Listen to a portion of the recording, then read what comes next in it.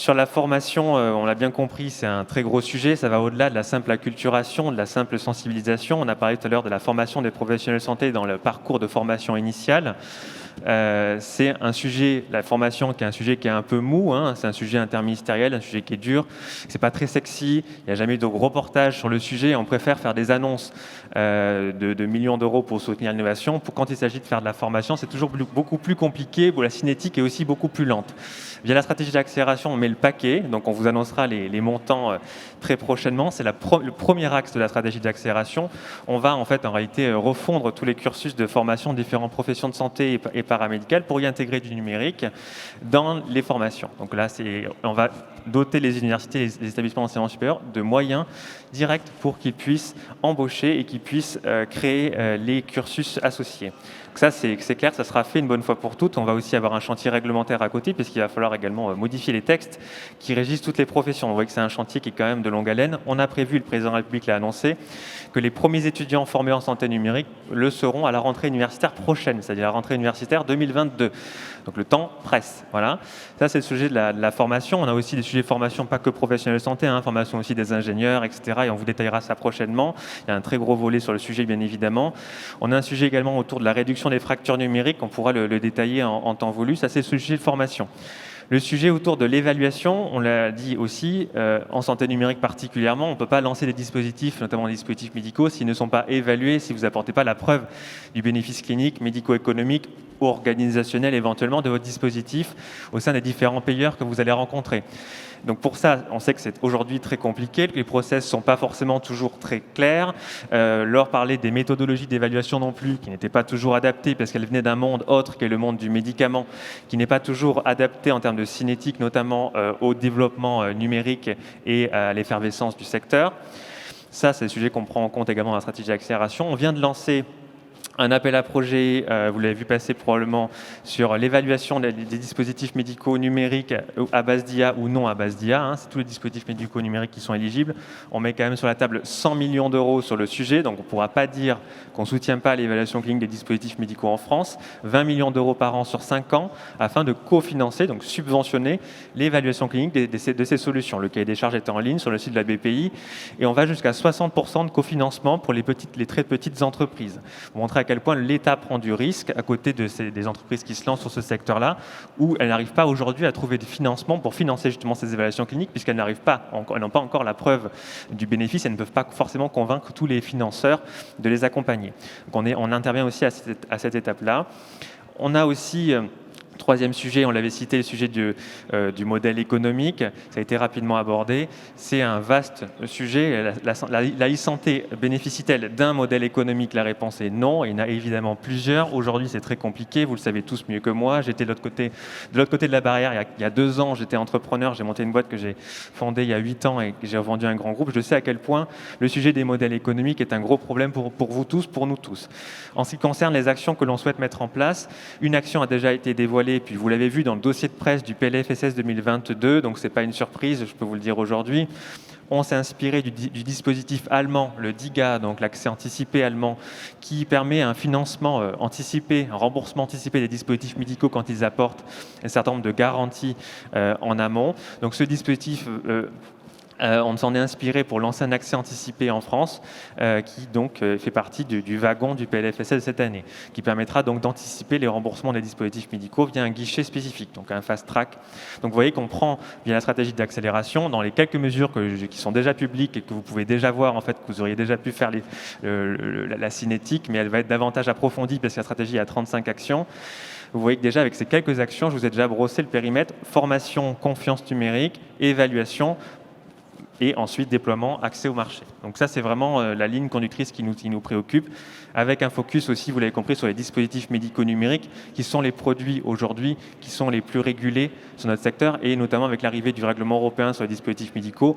Beaucoup d'entre vous sont embarrassés, entre guillemets, avec cette réglementation qui arrive, qui est aussi pour vous une chance, puisque c'est aussi une barrière à l'entrée, donc il ne faut pas l'oublier, ne pas être toujours dans l'autoflagellation. On est tous ici, parce que c'est un secteur, il y a des impacts en matière de santé, de protection. On ne peut pas se permettre de faire n'importe quoi et on est tous conscients. Voilà ce que je pouvais vous dire spontanément. En tout cas, merci de ces informations. Dommage pour l'absence de scoop, mais bon, on fait avec. Est-ce que ça répond, messieurs, madame, aux considérations que vous nous avez, dont vous nous avez fait part? Et cette question en une phrase, hein, qu'est-ce que vous pensez de ces mesures? Est-ce que c'est suffisant? Moi, j'avais un petit peu une question annexe qui fait écho. Je voulais savoir, parce qu'on parle de conquête de marché français, de booster ce marché français, mais donc probablement pour le rendre plus offensif aussi à l'international. Est-ce que nous sommes performants dans tous les secteurs de cette e-santé, ou est-ce qu'il y a des segments sur lesquels nous pourrions plus briller? Je vous écoute. Professeur Poussel. Non, moi, juste deux commentaires. Ça répondra peut-être pas à la dernière question, mais par rapport aux propos qui ont été donnés, dont acte, on demande à voir. C'est que moi, pour le moment, cet après-midi, quand je vais téléconsulter, j'aurai encore trop de logiciels ouverts à mon goût. Mais effectivement, je pense qu'il y a encore énormément de travail à faire. Donc, c'est bien qu'il y ait effectivement un engagement qui puisse se faire.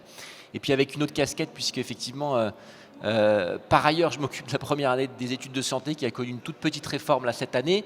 Accessoirement, le deuxième cycle des études de médecine aussi.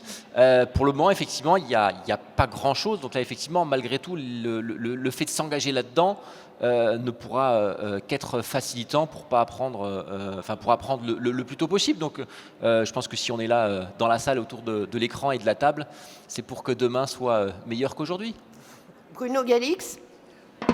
C'est Benoît, mais c'est pas grave. Benoît, oui. Je sais pas. Ça va dans le bon sens, mais en effet, l'inquiétude, c'est quand même un vrai guichet unique pour, et là je parle pour notamment les industriels, pour accéder aux données, avec un accès privilégié pour les industriels français, qui ont quelque part d'une manière déjà sous une forme ou sous une autre, en tant que citoyen ou en tant qu'industrie, participé au financement de ces données. Et un accès simplifié du point de vue régulatoire, parce que ça reste, et là aussi moi j'ai travaillé avec beaucoup d'industriels, d'une complexité extrême, pas de guichet unique pour l'instant qui fonctionne, et des coûts réglementaires ou financiers d'entrée trop importants. François Husson. Oui, moi je trouve que tout va dans le bon sens, comme Benoît Galix, c'est-à-dire que voilà, les bons efforts, les choses se mettent en place. Donc nous, on est sur une lutte sur l'utilisateur final, c'est comment lui faciliter la tâche. Donc nous, on est vraiment sur cette thématique. Et après, du point de vue de la start-up, c'est pareil, les choses vont dans le bon sens. Mais il ne faut pas comme on est tout petit au départ, il ne faut pas qu'on soit trop étouffé administrativement ou par des démarches trop complexes. Ce serait juste mon message. Après, elles sont nécessaires, bien sûr, hein, il faut valider les choses. Mais voilà, s'il y a un message à faire passer, c'est faciliter toujours. Laure Millet, votre point de vue et peut-être un petit écho sur la question que j'ai posée, à moins qu'elle ne soit pas pertinente. Et ensuite, je passe le micro dans la salle pour poser vos questions ou faire vos commentaires. Oui, merci beaucoup.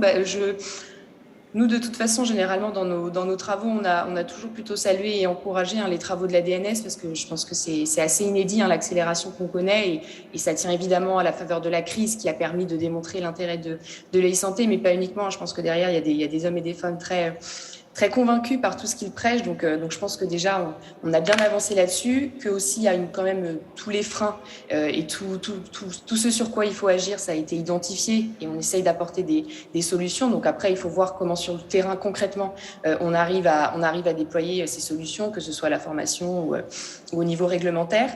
Peut-être pour réagir sur ce qu'a dit un de mes collègues autour du guichet unique, c'est vrai qu'on n'a pas parlé de la création de l'Agence de l'innovation en santé. Je sais que l'objectif, c'est d'être un guichet unique, justement, mais je m'interroge quand même sur le fait de créer une nouvelle structure qui risque quand même d'exister en parallèle de d'autres, alors qu'il faudrait certainement rationaliser un certain nombre d'interactions avec les pouvoirs publics pour simplifier justement la vie des startups lorsqu'elles ont besoin de renseigner des dossiers ou voilà, d'interagir pour être conseillées sur comment être remboursées à terme. C'est les deux remarques que je formulerai.